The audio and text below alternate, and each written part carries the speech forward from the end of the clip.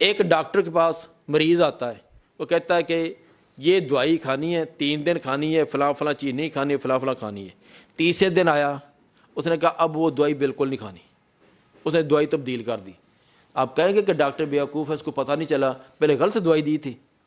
نہیں، پہلے وہی دوائی اس کے لیے موافق تھی، پہلے دوائی وہی موافق تھی۔ 3 دن بعد جو تبدیل کی ہے، یہ تبدیلی کا یہ معنی نہیں کہ پہلے غلطی سے اس نے غلط دوائی وہ اس کے لیے منتخب کر دی ہے۔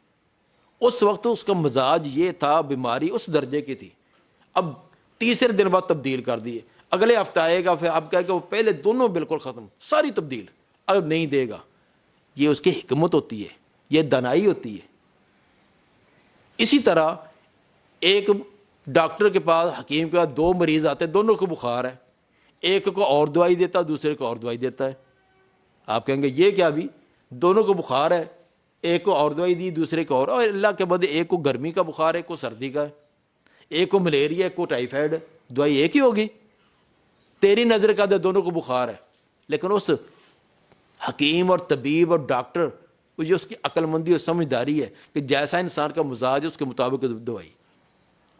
تو اللہ تعالیٰ تو سب سے حکیموں سے حکیم ہے، اس لیے اس نے اپنے احکام کے اندر یہ تبدیلی انسانوں کی خیر کے لیے، بھلائی کے لیے، ان کے فوائد کے لیے یہ رکھی ہے۔